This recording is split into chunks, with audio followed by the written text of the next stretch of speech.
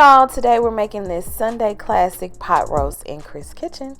So we're going to start with some onions, and basically I'm just going to chop them down very roughly. Do not get caught up in trying to chop these down all perfectly because they will cook down in your pot.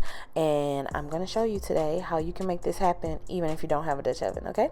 So now we're going to prep our meat. We're going to dab our meat dry, pat it dry with some paper towel. Make sure there's most of the moisture is gone out of your meat. And then we're going to season this meat up, and what we're going to use is some kosher salt, coarse kosher salt, some beef bouillon powder, and some black pepper, and garlic powder and onion powder. That is all that's in there, all mixed up, and we're just sprinkling it down. And I put it in this ramekin so that we can eliminate contamination, not minimize. We can eliminate contamination of our seasoning bottles and stuff because we'll be handling this raw meat. And just be very generous. This is a big chunk of meat, so do not be intimidated or afraid by seasoning your food. And we season both sides. And because it's such a large chunk of meat, we're going to season the sides as well with the fallout from our sprinkling of this seasoning mixture, okay?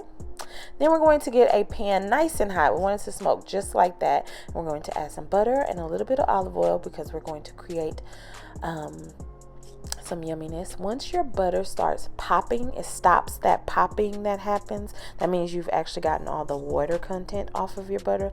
That's when you add your meat. That's what's going to give you a nice crustiness on your meat and beautiful browning. So we're just going to let our meat hang out. Do not keep touching it. Let it hang out. Tidy up your kitchen. Do something else. Just let it hang out so that it can get the nice, beautiful crust and color that we want to see on our meat. And make sure that you put your meat presentation side down, as in the side you want to see when you present your food to people. That's what's going to make it look gorgeous, honey. Look at that. That beautiful crust that's on the edge there. That's exactly what we're looking for. And it's just personal preference how dark you decide to go with it. This was fine for me. And then we're just going to do the same thing on the other side. So don't add any veggies until you've let it hang out, okay?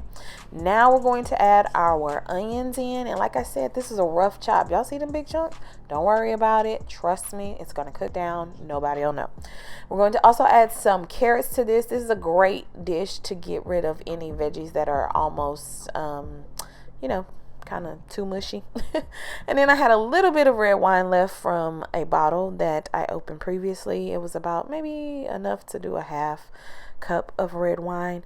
And you don't have to use red wine. You can use water or more beef broth like I'm using here. And that leftover seasoning we had, I added to that beef broth. That was a store-bought beef broth, so I added that and then just zhuzhed it up.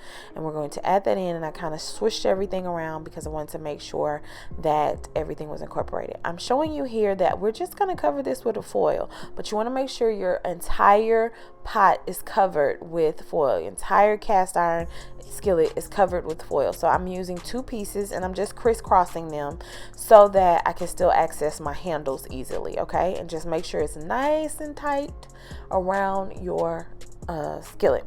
Make sure you're using a oven mitt when you're placing this into a preheated 325 degree Fahrenheit oven, and we're going to cook our roast for about 3-4 hours. All the details for how to cook your roast will be in the description, I promise.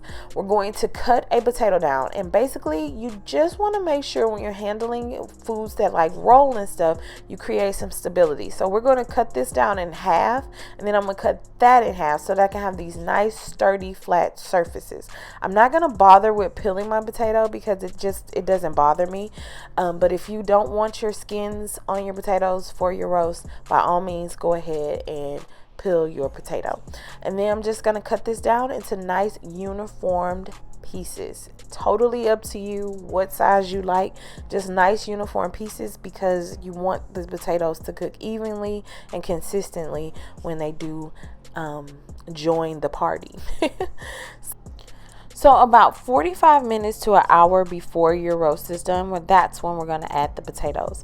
I don't add the potatoes at the beginning because they get too mushy when they hang out in the pot that long. The carrots don't bother me. as much, so I don't really care if they get mushy.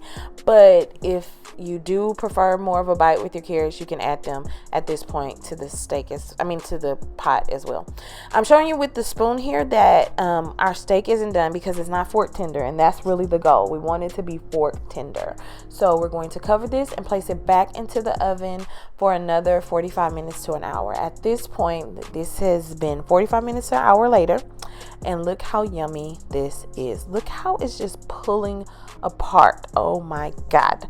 The potatoes did thicken up our sauce a little bit, but for me, it's not as thick as I would like for it to be. So we are going to make a slurry to add to our beef, okay? So to do this, all I'm doing is taking a few teaspoons of cornstarch, and then I'm going to add some of the cooking liquid from our pot roast into the cornstarch and just whisk it very well with a fork until it's nice and smooth. Then we'll just pour our slurry into our pot, and we're going to zhuzh it around so that it gets nice and incorporated. Cover it back up, place it in the oven for about 15-20 minutes, and then when you take it out, you will plate up your pot roast, as much meat, potato, and carrot as you please. And then we have to make it cute, so we got to sprinkle it with a little parsley and enjoy. If you enjoyed this video, give it a thumbs up and make sure to subscribe and turn on your notification bell so you don't miss what's happening here in Chris Kitchen. See you next time. Bye.